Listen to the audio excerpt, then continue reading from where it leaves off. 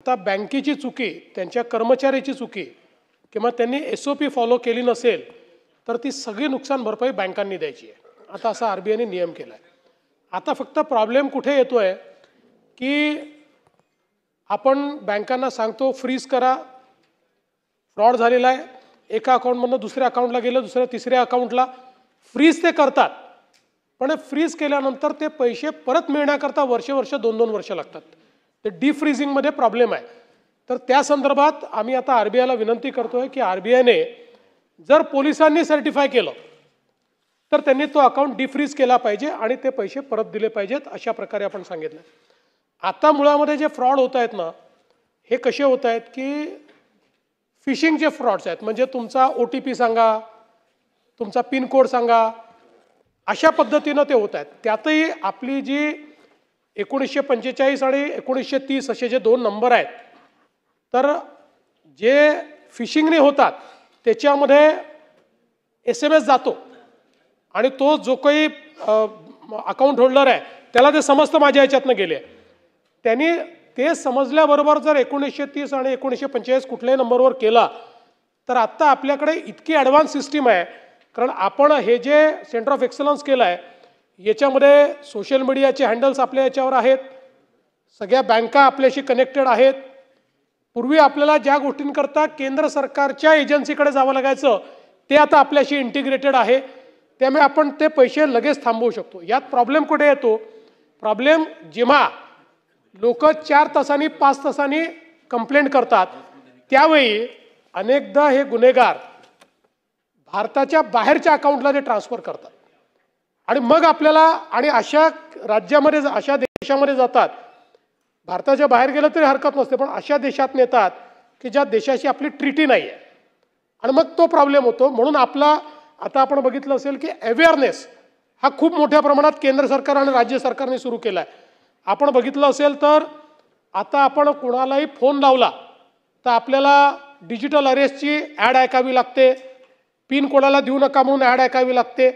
त्यामुळे मोठ्या प्रमाणात ही जाणीव जागृती आपण करतोय। तथापि इतकी जाणीव जागृती करूनही चांगले लोक डिजिटल अरेस्ट करता पैसे देताना आपल्याला पाहायला मिळतात। त्यामुळे अधिक जाणीव जागृती करणं हे अत्यंत महत्त्वाचं आहे। ते राज्य सरकार आणि केंद्र सरकार मिळून आम्ही निश्चितपणे करू। आता पुढे जाऊया। शेवटचं एक 10 सेकंदात विचारा तुम्ही, त्याच्या पुढे नाही। माझ्या मुख्यमंत्री महोदय आहेत, 1,10,00,000 रुपये माझ्या धाराशिव साखर कारखान्याचा असा फ्रॉड झाला। हे सगळेजण दुसऱ्या सांगतायत, मी माझं स्वतः सांगतोय। आणि फ्रॉड असा झाला की 17 एप्रिलला दुपारी 2 वाजता आमच्या फायनान्स मॅनेजरला भावाच्या फोनवरनं फोन आला की आणि पैसे ट्रान्सफर झाले। आम्हाला ज्यावेळेस SMS आला कळालं, तात्काळ आम्ही SP साहेबांना बोलून त्याची लगेच नोंद केला गुन्हा। साधारणपणे 4 तासात सगळे अकाउंट 32 अकाउंटवर पैसे गेले, तिथून 850 अकाउंटला पैसे गेले आणि पोलिसांचं कौतुक अभिनंदन की 24 तासात 7 आरोपी पकडले। पण अडचण काय झाली की आज 29 लाख रुपये फ्रीज आहेत 1 कोटी 10 पण ते काही मिळत नाहीत, उर्वरित पैसे काही फ्रीज होत नाहीत आणि आज 24 तासात आरोपी पकडले। आणि पुढची घटना अशी घडली की त्यांच्या बाबतीत कुठलाही पुरावा पोलिसांनी दिला नाही, चार्जशीट दाखल करायचं त्यांना अडचण होती आणि त्या लोकांचे जामीन झाले। ती लोक आता राजरोज फिरतायत आणि माझे मात्र पैसे अडकलेत। तर हे जामीन होणे म्हणून 420 सारखा जो गुन्हा होतोय तर त्यात आपल्याला बदल करावा लागेल की ह्याचा जामीन होणे आणि ह्याला सजा जर 7 वर्षाच्या आतली असेल, त्यामुळं कोर्ट लगेच जामीन देते आणि मग पैसे अडकून पडतायत। आणि असे एका म्हणजे लोकप्रतिनिधीच्या बाबतीत घडलं म्हणून एवढं अवेअर तर झालं, बाकीच्या या बाबतीत माहीत होत नाही, तर ह्याच्यावर कायदा आपल्याला काहीतरी वेगळ्या पद्धतीने करावी ही विनंती। सन्माननीय सदस्यांनी जे सांगितलंय ही वस्तुस्थिती आहे की अलीकडच्या काळामध्ये माझ्या नंबरवरनं तुम्हाला फोन करता येतो, तुमच्या याच्यावर माझा नंबर दिसेल आणि लोक बिलीव्ह करतात आणि आपला OTP देतात, पैसे ट्रान्सफर करतात। आता या केसमध्ये जसं आपण सांगितलं की लगेच जर सांगितलं तर ते आपण फ्रीज करतो। आता तुमच्या केसमध्ये पूर्ण फ्रीज नाही झाले, पण काही अमाऊंट फ्रीज झाला, तो डिफ्रीज करायला जी अडचण येते आम्ही मगाशी सांगितलं ही अडचण आहे, ते डिफ्रीज करण्याकरता आम्ही RBIला सांगतोय की पोलिसांनी सर्टिफाय केल्यानंतर करा। आता याच्यात मुळात अडचण कुठे आलेली आहे? तर अडचण अशी आलेली आहे की जेव्हा आपण IT ॲक्ट लावतो त्यावेळी त्याच्यासोबत आपल्याला BNS म्हणजे जुना IPC लावता येत नाही। सर्वोच्च न्यायालयाने एक जजमेंट दिलेलं आहे. त्यामुळे ते दोन्ही कायदे आपल्याला लावता येत नाही, म्हणून हे लोक या ठिकाणी सुटून राहिले आहेत. कारण हे बेलेबल ऑफेन्समध्ये किंवा 7 वर्षापेक्षा कमी अशी त्यात शिक्षा असल्यामुळे त्या ठिकाणी मग कोर्ट त्यांना बेल देऊन टाकतं. आणि म्हणून आता मी स्वतः माननीय गृहमंत्री, केंद्रीय गृहमंत्र्यांना पत्र लिहून याच्यामध्ये बदल करण्याची विनंती केलेली आहे. मग अशी मला असं वाटतं मनीषाताईंचा आवाज मी ऐकला, म्हणजे माझं तर बेटिंगच्या संदर्भात म्हणजे पाहिलं नाही, पण त्यांचा आवाज मला ओळखीचा आहे. त्या खाली बसून म्हणत होत्या, तर त्यांनाही सांगतो की त्याही संदर्भात आपण केंद्रीय गृहमंत्र्यांना विनंती केली आहे. कारण बेटिंगचं ज्युरिस्डिक्शन नाही आहे, म्हणजे कुठूनही होस्ट होतं, त्यामुळे त्यात राज्य सरकार करू शकत नाही. त्यातही आपण केंद्र सरकारला सांगितलेलं आहे की त्यांनी त्याचा कायदा तयार करावा आणि कायद्यामध्ये अशा प्रकारचं जे होस्टिंग करतात त्यांच्यावर आपल्याला कारवाई करण्याकरता त्यांनी मदत करावी. त्यामुळे केंद्रीय कायदा असल्यामुळे तो अधिक कडक करण्याकरता महाराष्ट्राची शिफारस आपण पाठवली आहे. विधेयके शासकीय विधेयक संयुक्त समितीने सादर केल्याप्रमाणे विचारखंडशः विचारावर संमत करणे. सन 2024 विधानसभा विधेयक क्रमांक 33 महाराष्ट्र विशेष जनसुरक्षा विधेयक 2024. माननीय अध्यक्ष महोदय, आपल्या अनुमतीने दोन्ही सभागृहाच्या संयुक्त समितीच्या प्रतिवृत्तानुसार आलेले सन 2024चे विधानसभा विधेयक क्रमांक 33 महाराष्ट्र विशेष जनसुरक्षा विधेयक 2024 विचारात घेण्यात यावे असा मी आपल्या अनुमतीने प्रस्ताव मांडतो. प्रस्ताव असा आहे की दोन्ही सभागृहांच्या संयुक्त समितीच्या प्रतिवृत्तानुसार असलेले सन 2024चे विधानसभा विधेयक क्रमांक 33 महाराष्ट्र विशेष जनसुरक्षा विधेयक 2024 विचारात घेण्यात यावे. प्रश्न असा आहे की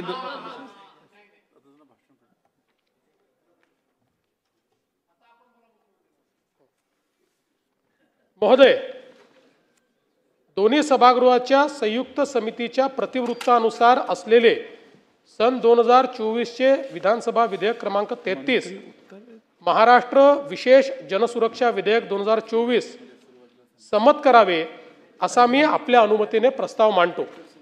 अध्यक्ष महोदय, या ठिकाणी आपल्याला कल्पना आहे की हे जे काही विधेयक आहे हे विधेयक आपण डिसेंबरच्या अधिवेशनामध्ये सभागृहामध्ये मांडलं होतं आणि त्यानंतर सभासदांची अशी इच्छा होती की याच्यावर विस्तृत चर्चा झाली पाहिजे आणि राज्य सरकारलाही या विधेयकाबद्दल वेगवेगळ्या प्रकारच्या ज्या अफवा होत्या त्या अफवांना योग्य उत्तर मिळालं पाहिजे आणि लोकशाही पद्धतीनं हे विधेयक मंजूर झालं पाहिजे. म्हणून आपण हे संयुक्त चिकित्सा समितीकडे पाठवायचा निर्णय घेतला. या संयुक्त चिकित्सा समितीमध्ये श्री चंद्रशेखरजी बावनकुळे माननीय महसूल मंत्री हे समिती प्रमुख म्हणून यांनी चांगलं काम त्या ठिकाणी केलं. या संयुक्त चिकित्सा समितीमध्ये सन्माननीय श्री जयंतराव पाटील, श्री नानाभाऊ पटोले, श्री भास्करराव जाधव, श्री विजय वडेट्टीवारजी, डॉक्टर जितेंद्र आव्हाडजी, श्री दीपक केसरकरजी, श्री अनिल पाटीलजी, श्रीमती मनीषा चौधरी, श्री मंगेश कुडाळकर, श्री अजय चौधरी, श्री रणधीर सावरकर, श्री तुषार राठोड, श्री राजेश पाडवी, श्री रमेश बोरनारे, श्री सिद्धार्थ शिरोळे, श्री मनोज कायंदे हे विधानसभा सदस्य आणि यांच्यासोबत विधान परिषदेचे सदस्य श्री सतेज उर्फ बंटी पाटीलजी, श्री विक्रम काळेजी, श्री शशिकांत शिंदेजी, डॉक्टर मनीषाताई कायंदे, श्री सुनील शिंदेजी, श्रीमती उमाताई खापरे, श्री ज्ञानेश्वरजी म्हात्रे व श्री अमित गोरखे आणि त्याचप्रमाणे श्री अंबादासजी दानवे अशा प्रकारे या सर्व सदस्यांनी या विधेयकावर या ठिकाणी संयुक्त चिकित्सा समितीमध्ये काम केलं. पहिल्यांदा तर मी समिती प्रमुख आणि समितीच्या सर्व सदस्यांचे आभार मानतो की त्यांनी सातत्याने या विषयावर चर्चा करून क्लॉज बाय क्लॉज विचार करून त्याचप्रमाणे जवळपास 12,000 सूचना या जनतेकडनं आल्या होत्या त्याचंही वर्गीकरण करून आणि आपला जो अंतिम अहवाल आहे तो अहवाल या सभागृहाला सादर केलेला आहे. मला हे विशेषतः नमूद केलं पाहिजे की हा अहवाल सादर होत असताना या अहवालाला कुठली डिसेंट नोट नाही. हा अहवाल जो आपल्या पुढे आलेला आहे याच्यामध्ये कुठली डिसेंट नोट नाही आहे. ही आनंदाची गोष्ट आहे जयंतराव, ही फार समाधानाची गोष्ट आहे. ते एक्झॅक्टली तुम्ही जे जे सांगितलं ते सगळं मान्य झालेलं आहे आणि तुम्ही काही चुकीचं सांगितलेलं नाही आणि काही चुकीचं केलेलं नाही. मुळामध्ये हा कायदा आणण्याचं कारण काय आहे तर आपल्याला कल्पना आहे की देशामध्ये मोठ्या प्रमाणात मागच्या काळामध्ये काही राज्य ही नक्षलग्रस्त किंवा माओवाद्यांनी किंवा ज्याला आता टर्मिनॉलॉजी आली आहे कडवी डावी विचारसरणी, ही त्याची टर्मिनॉलॉजी आहे. कडवी डावी विचारसरणी, माओवाद, याला लेफ्ट विंग एक्स्ट्रीमिझम अशा प्रकारचं नाव दिलेलं कोर्टातही तेच म्हटलं जातं. आणि अशा प्रकारच्या विचाराने प्रेरित होऊन अनेक लोक हे सुरुवातीच्या काळामध्ये बंदुका हातात घेऊन त्या ठिकाणी व्यवस्थेच्या विरुद्ध लढा, भारतीय संविधानाने जी व्यवस्था उभी केली आहे ती आम्हाला मान्य नाही आणि म्हणून आमचा हा लढा आहे, आम्हाला साम्यवादी अशा प्रकारची व्यवस्था उभी करायची आहे. अशा प्रकारच्या विचारातनं या संघटना तयार झाल्या. गेल्या काही वर्षांमध्ये केंद्र सरकार असतील, वेगवेगळ्या प्रकारची राज्य सरकार असतील, या सगळ्यांनी मोठ्या प्रमाणात काम केल्यानंतर आता हा जो बंदूक घेऊन जो माओवाद आहे हा माओवाद हळूहळू संपुष्टाकडे यायला लागलाय. महाराष्ट्र त्याचं उदाहरण आहे की महाराष्ट्रामध्ये पूर्वी 4 जिल्हे आपले माओवादाने ग्रसित होते, आता केवळ 2 तालुक्यांमध्ये आपल्याला त्या ठिकाणी ऍक्टिव्ह माओइझम दिसतंय आणि ते देखील पुढच्या वर्षभरामध्ये त्या ठिकाणी राहणार नाही अशा प्रकारची अवस्था आहे.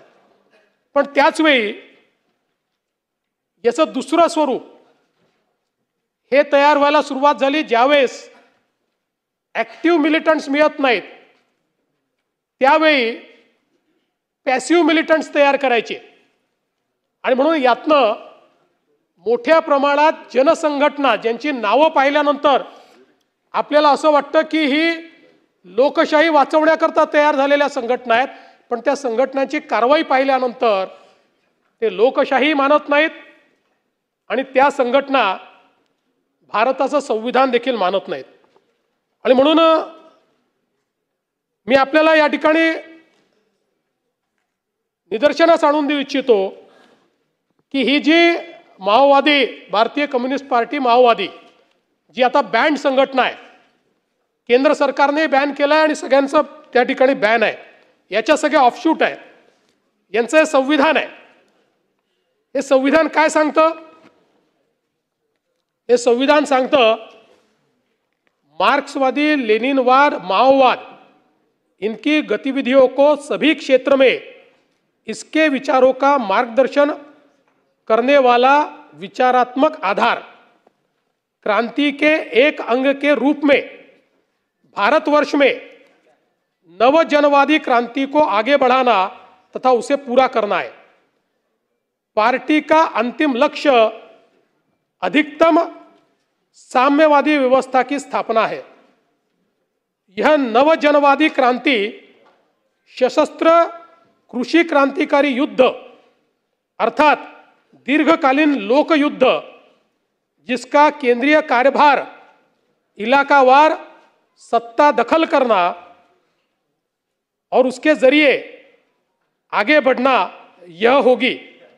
दीर्घकालीन लोक युद्ध गांवों से शहरों को घेरते हुए और अंत में उस पर कब्जा करते हुए आगे बढ़ाया जाएगा. इसलिए देहाती इलाके और साथ ही साथ दीर्घकालीन लोक युद्ध एकदम शुरुआत से ही पार्टी कार्य के गुरुत्व केंद्र बने रहेंगे। इस क्रांति की पूरी प्रक्रिया के दौरान पार्टी, सेना और संयुक्त मोर्चा 3 जादुई हथियारों की भूमिका निभाएंगे। जनसंगठन और जनसंघर्ष आवश्यक और अपरिहार्य है, किंतु उनका उद्देश्य युद्ध की सेवा करना है। गुरिल्ला जोनों को और गुरिल्ला आधारों को विकसित करना तथा रूपांतरित करते हुए आधार क्षेत्रों की स्थापना करना और पूर्ण रूप से विकसित एक जनमुक्ति सेना बनाना पार्टी का फौरी और सबसे अनिवार्य कार्यभार है। मी सगळं आपल्याला वाचून दाखवणार नाही, पण त्यातल्या काही महत्त्वाच्या गोष्टी वाचून दाखवणार आहेत। मग आता याचा उद्देश काय, त्यांनी मग त्याच्यात उद्देश दिलाय। लक्ष्य और उद्देश्य, पार्टी का फौरी लक्ष्य केवल दीर्घकालीन लोक युद्ध द्वारा साम्राज्यवाद और नौकरशाही पूंजीवाद को उखाड़ फेंक कर नव जनवादी क्रांति को संपन्न करना तथा सर्वहारा वर्ग के नेतृत्व में जनता के जनवादी अधिनायकत्व की स्थापना करना है। म्हणजे भारतीय संविधानाला उडतळून टाकायचं आहे। यह आगे साम्यवाद की स्थापना के लिए संघर्ष करेगी। पार्टी का अंतिम लक्ष्य सर्वहारा वर्ग के नेतृत्व में क्रांति को निरंतर जारी रखते हुए साम्यवाद की स्थापना करना और इस दुनिया से शोषण की व्यवस्था को समाप्त करना। आता याच्या पलीकडे सगळ्यात महत्त्वाचा पॅराग्राफ तुम्हाला वाचून दाखवतो, त्यांचं काय म्हणणं आहे, काय करायचं आहे त्यांना। उसे पार्टी के अधिकार कर्तव्य दिले आहेत, त्यात 16 नंबरचा त्यांचा क्लॉज है कि उसे पार्टी की विचारधारात्मक और राजनीतिक आधारों की रक्षा करनी होगी तथा इसका विकास करने का प्रयास करना होगा और विभिन्न तरह के गैर सर्वहारा प्रवृत्तियों, संशोधनवादी नीतियों, संशोधनवादी प्रवृत्तियों, कार्यशैली, वाम और दक्षिण अवसरवाद, आता इतना महत्त्वाचं आहे, काय त्यांना काढायचं आहे, कशाच्या विरुद्ध आहे, अर्थवाद, संसदवाद, कानूनवाद म्हणजे भारताची संसद आणि भारताचा कानून म्हणजे भारताचं संविधान, सुधारवाद, उदारमतवाद, संकीर्णतावाद, अनुभववाद, मनोगतवाद, ऐसे अराजक विचारों एवं प्रवृत्तियों के खिलाफ अनवरत रूप से विचारधारात्मक और राजनीतिक संघर्ष संचालित करना। कोणाच्या विरुद्ध आहे, देशाच्या संविधानाच्या विरुद्ध, देशाच्या संसदेच्या विरुद्ध, सुधारमतवादाच्या विरुद्ध, उदारमतवादाच्या विरुद्ध, अनुभववादाच्या विरुद्ध आणि मनोगतवादाच्या विरुद्ध निरंतर युद्ध पुकारायचं, अशा प्रकारची यांची नीती आहे। आणि हे कुठे कुठे करायचं, केवळ जंगलामध्ये करायचं असं नाही। मी त्यातला मधला पोर्शन वाचतोय। नगर शहर कमेटी उसी स्तर में चुनी जाएगी। पार्टी सेल इसके किसी एक गांव में अथवा 2 या 3 गांवों को मिलाकर अथवा एक फैक्ट्री अथवा एक शैक्षणिक संस्थान में अथवा मोहल्ले में अथवा 2-3 मोहल्लों को मिलाकर 3 से 5 सदस्य ये चुने जाएंगे और जन संगठनों की इकाइयों में सेल गठित किए जाएंगे। हे जे आपण ज्याला शहरी माओवाद म्हटलं, शहरी नक्षलवाद म्हटलं, तो हा आहे, हे त्यांचं डिझाइन आहे। आणि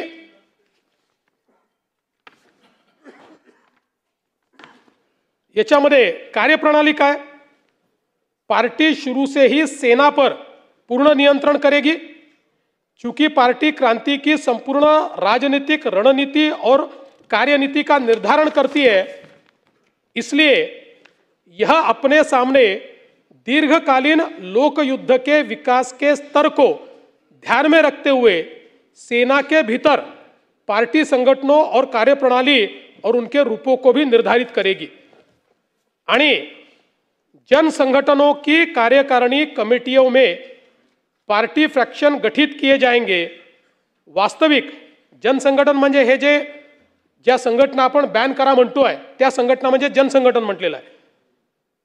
वास्तविक ठोस परिस्थितियों के अनुसार उपयुक्त तरीके अपनाते हुए पार्टी फैक्शन जन संगठनों की कार्यकारिणी कमेटियों का मार्गदर्शन करेंगे. फैक्शन गुप्त रूप से काम करेगा. फैक्शन का मार्गदर्शन करने वाली पार्टी कमेटी सदस्य की राय अंतिम मानी जाएगी. यदि फ्रैक्शन कमेटी के सदस्य कोई भिन्न मत रखते हो तो अपने विचार को लिखित रूप से संबंधित पार्टी के उच्चतर कमिटी में वो ले जाएंगे. म्हणजे हे एक डिझाईन आहे की ज्या डिझाईनमध्ये या ठिकाणी भारतीय संवैधानिक व्यवस्था उलटून लेनिन आणि मार्क्सने जी व्यवस्था चीनमध्ये उभी केलेली आहे ती व्यवस्था या देशामध्ये उभं करायचा अशा प्रकारचा हा यांचा विचार आहे. आणि म्हणूनच आपण जर बघितलं तर या संदर्भात यापूर्वी अशा प्रकारचा कायदा तेलंगणा राज्याने केला, आंध्र प्रदेश राज्याने केला, ओरिसाने केला, झारखंडने केला आणि या सगळ्या राज्यांनी हा जो कायदा केला यानुसार केंद्र सरकारने सगळ्या राज्यांना हे ॲडवाइस केलं की राज्यांनी असा कायदा केला पाहिजे. आणि याच्या पाठीमागचं कारण काय झालं तर यापूर्वी अशा प्रकारचं बॅन करताना काही केसेसमध्ये आपण UAPA लावला आणि सर्वोच्च न्यायालयाने एक निकाल दिला की जोपर्यंत ॲक्टिव्ह टेरर ॲक्टिव्हिटी होत नाही तोपर्यंत UAPA लावता येणार नाही. आणि म्हणून त्या ठिकाणी आपल्या असं लक्षात आलं की आता UAPAच्या माध्यमातून अशा प्रकारच्या गोष्टींवर कारवाई करता येणार नाही. आणि म्हणून मग जी सगळी राज्य होती त्या सगळ्या राज्यांना केंद्र सरकारने हे जे काही 4 राज्यांनी कायदे केलेले आहेत या कायद्यांसारखा कायदा करण्याकरता या ठिकाणी सांगितलं. आता मला हे देखील लक्षात आणून द्यायचंय की हा अर्बन माओवाद आज आलेला आहे का. आपण बघा की UPAचं सरकार असताना हा 18 फेब्रुवारी 2014ला विचारलेला प्रश्न आहे होम अफेअर्स मिनिस्ट्रीला. आणि त्याच्यामध्ये प्रश्न काय विचारलाय whether under increasing pressure from security forces the Naxalites have enclosed in deep forest have started spreading their wings throughout the country by forming front organization. If so, the government has identified such organizations working from Naxalites. If so, name such organizations operating out of Delhi and various other parts of the country. The details of the action taken to keep watch on the operations of the organization and the action taken against them. त्यावेळी home मिनिस्टरनी दिलेला या ठिकाणी reply आहे. ज्या रिप्लायमध्ये त्यांनी काय म्हटलंय on the occasions during operation by security forces the CPI Maoist underground cadres shift to softer areas including urban areas looking for safe hideouts.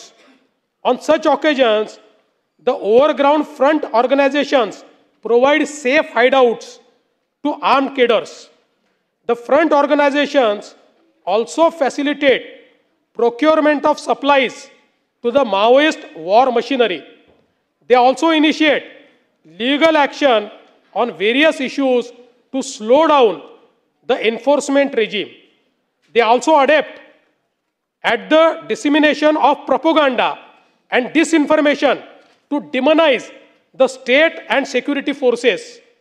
Of late, it has also come to notice that members of such fronts and organizations are mentoring professional revolutionaries to be inducted in the underground movement. दुसरं उत्तर त्यांनी काय दिलंय Yes, madam, the list of active front organizations of the CPI Maoists operating in the country is annexed The activities of CPI Maoist and its front organizations are closely monitored and suitable action wherever warranted is taken by the state government concerned. आणि मग त्यांनी ही यादी दिली आहे, प्रत्येक राज्याची यादी दिली आहे. आंध्र प्रदेश, बिहार, छत्तीसगड, दिल्ली, गुजरात, झारखंड, कर्नाटका, केरळ, महाराष्ट्र आणि ओडिसा, पंजाब, तमिळनाडू, उत्तराखंड, उत्तर प्रदेश, वेस्ट बेंगॉल अशी यादी दिलेली आहे. आपण जर बघितलं तर आता महाराष्ट्राची जी यादी UPA सरकारने दिली आहे, नावं जर आपण बघितले तर असं वाटतं की या किती चांगल्या ऑर्गनायझेशन्स आहेत. दंडकारण्य आदिवासी किसान मजदूर संघटना, क्रांतिकारी आदिवासी महिला संघटन, रिव्होल्युशनरी डेमोक्रेटिक फ्रंट, विरोधी सांस्कृतिक चळवळ, Indian association of people's lawyer, committee against violence on woman, Kabir Kala Manch. मी दिलेलं नाही आहे, UPAच्या सरकारने हे लोकसभेमध्ये या फ्रंटल ऑर्गनायझेशनची ही दिलेली माहिती आहे. आणि एवढंच नाही तर या संदर्भात UPAच्या सरकारमध्ये एक ॲफिडेव्हिट कोर्टामध्ये दाखल झालेला आहे. ज्या ॲफिडेव्हिटमध्ये अतिशय स्पष्टपणे या ठिकाणी त्यांनी सांगितलेलं आहे की द सेकंडरी स्ट्रॅटेजी, म्हणजे खूप सगळं त्याच्यावर अर्बन माओइझमवरच आहे, त्यांनी शब्द यूज केला आहे अर्बन माओइस्ट. पण याच्यामध्ये मी सगळं वाचून दाखवत नाही. The secondary strategy of CPI Maoist is to mobilize certain targeted sections of the population, especially the urban population, through its mass organizations, which are otherwise known as frontal organizations. The mass organizations mostly operating under the garb of human right NGOs and organically linked to CPI Maoist party structure, but maintain separate identities in an attempt to avoid legal ability. These mass organizations are generally manned by ideologues who includes academicians and activists fully committed to the party line. Such organizations ostensibly pursue human right related issues and are also adept as using the legal process of Indian state to undermine and emasculate enforcement action by the security forces and also attempt to malign the state institutions through propaganda and disinformation to further cause their revolution. त्यानंतर त्यांनी तिसरी एक सांगितलेली आहे की अशा कशा प्रकारे या सगळ्या ऑर्गनायझेशनचा एकत्रितपणे आपल्या संविधानावर अटॅक होतो हे सगळं त्यांनी त्या ठिकाणी सांगितलेलं आहे. हे ॲफिडेव्हिट या ठिकाणी UPAच्या सरकारने माननीय सर्वोच्च न्यायालयाला त्यावेळी दाखल केलेलं आहे. आता आपण जर या ठिकाणी बघितलं तर आज कायदा नसल्यामुळे काय अवस्था आहे तुम्हाला सांगतो. ज्यांच्याकडे कायदा आहे, आंध्र प्रदेश 19 संघटना आहेत, त्यातल्या 7 त्यांनी बॅन केलेल्या आहेत. त्यानंतर झारखंड 14 संघटना आहेत, 14ही बॅन झालेल्या आहेत. त्यानंतर तेलंगणा 29 संघटना आहेत, त्यातल्या 7 त्यांनी बॅन केलेल्या आहेत. देशामध्ये सर्वात जास्त संघटना महाराष्ट्रात आहेत, 64. महाराष्ट्रात आहेत. हा लोकसभेत आलेला आहे आकडा. सगळ्यात जास्त जनसंघटना या महाराष्ट्रामध्ये आहेत. अशा प्रकारच्या कडव्या डाव्या विचारसरणीच्या 64, एकही बॅन नाही आहे. आणि याच्या व्यतिरिक्त 6 संघटना अशा आहेत महाराष्ट्रामध्ये की ज्या या 4 राज्यांनी बॅन केल्या आहेत, पण महाराष्ट्रामध्ये कायदा नसल्यामुळे ते महाराष्ट्रात ऑपरेट करतात. त्यांचं हेड ऑफिस महाराष्ट्र आहे आणि ते महाराष्ट्रातनं ऑपरेट करतात. त्यामुळे एक प्रकारे महाराष्ट्र सेफ हेवन झालाय. आणि अशा प्रकारे 4 राज्यांनी बॅन केलेल्या संघटना महाराष्ट्रात ऑपरेट करतात. 64 संघटना आता जर आपण बघितलं तर सगळ्यात मोठा हॉटबेड हा त्यांनी या ठिकाणी महाराष्ट्र सांगितलेला आहे आणि त्यातही जे काही त्यांचे डॉक्युमेंट्स आहेत वेळोवेळी छाप्यांमध्ये सापडलेले आहेत त्याच्यामध्ये मुंबई, पुणे, नागपूर, नाशिक आणि गडचिरोली, कोकण, अमरावती आणि बीड प्रदेशाचा समावेश, याच्यामध्ये हे सगळं विस्तारित करायचं आहे अशा प्रकारचे त्यांचे हे सगळे डॉक्युमेंट्स आपल्याला या ठिकाणी सापडलेले आहेत.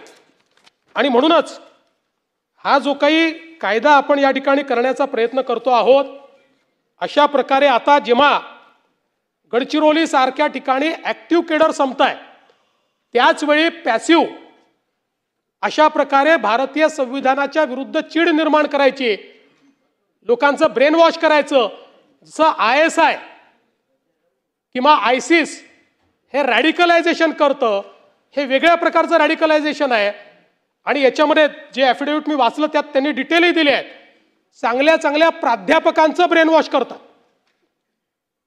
चांगल्या चांगल्या ब्युरोक्रॅटचं ब्रेन वॉश करतात, अशा प्रकारची त्यांची मोडस ऑपरेंडी आहे. आणि म्हणून हा कायदा आपण तयार करायला घेतलेला आहे. आणि आता या कायद्याच्या संदर्भात काही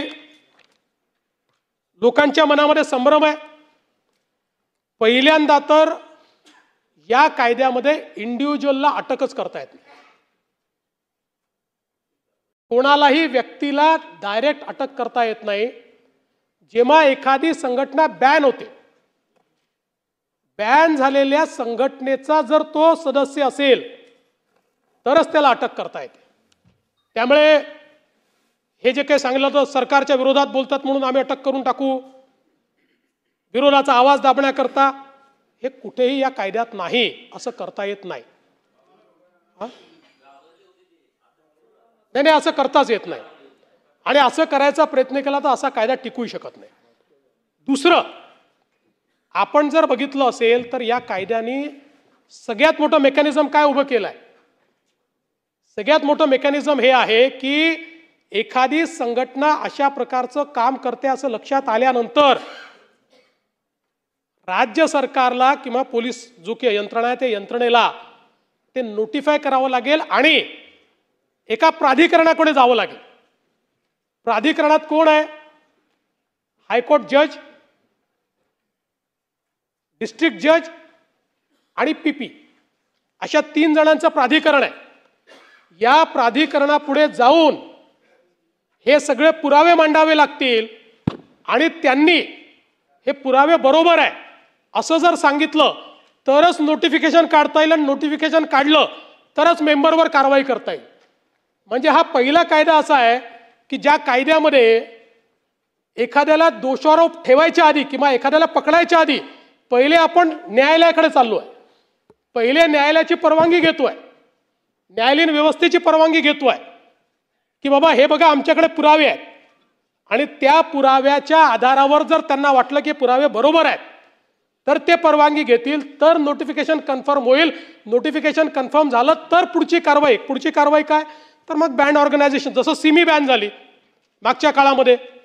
आता सिमी जेव्हा बॅन झाली, सिमी तर UAPA मध्ये झाली, पण सिमी जेव्हा बॅन झाली त्यावेळी UPAचं सरकार होतं. सिमी बॅन झाल्यानंतर त्याचे ऑफिसेस अटॅच झाले, सिमीमध्ये जे काम करत होते त्या लोकांना त्या ठिकाणी अटक करण्यात आली, ॲक्टिव्ह केडरला अटक करण्यात आली, जे त्याला फायनान्सिंग करत होते त्यांना त्या ठिकाणी अटक करण्यात आली. मग आपल्या लक्षात आलं की सिमीचं स्वरूप बदलून त्यांनी PFI तयार केलाय, मग त्याच्यावर आपण अशा प्रकारची कारवाई केली. असंच याच्यामध्ये कोणालाही उचलून अटक करता येणार नाही. त्या संघटनेच्या विरुद्ध या प्रकारचे पुरावे सापडल्यानंतर त्या फोरम पुढे जावं लागेल, त्या फोरमची मान्यता घ्यावी लागेल.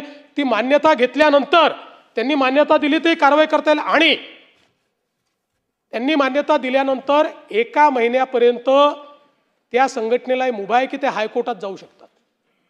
म्हणजे एवढ्या मोठ्या फोरम नंतरही त्यांना हायकोर्टात जायची मुभा आहे. आणि आपण एक लक्षात घेतलं असेल तर देशामध्ये जेवढे विशेष कायदे आहेत या सगळ्या विशेष कायद्यामध्ये फर्स्ट ज्युरिडिक्शन हायकोर्ट आलाय, म्हणून ते विशेष कायदे. जर आपण नॉर्मल कायदा केला तर फर्स्ट ज्युरिडिक्शन सेशन कोर्टाला देतो, GMFCला देतो. पण स्पेशल कायदा केला तर फर्स्ट ज्युरिडिक्शन आपण हायकोर्टाला देतो. तशा प्रकारचं याचं हायकोर्टाला ज्युरिडिक्शन दिलेलं आहे. त्यामुळे कोणालाही तुम्ही उचलून काही करून टाकलं असं नाही आहे. समजा या 3 लोकांच्या बेंचने आपल्याला अलाउ केलं आणि आपण नोटिफिकेशन काढलं, पुन्हा हायकोर्टाची स्क्रुटिनी आहे त्याच्यावर की जे हायकोर्ट पुन्हा एकदा त्या ठिकाणी या 3 लोकांनी केलेलं बरोबर आहे की नाही बघणार आहे आणि त्यानंतर ही सगळी कारवाई या ठिकाणी होणार आहे. त्यामुळे कुठेही राज्य सरकारला अब्यूज करणं, पॉवर अब्यूज करणं, पोलिसांना पॉवर अब्यूज करणं, अशा प्रकारची कुठेही त्या ठिकाणी व्यवस्था नाही आहे.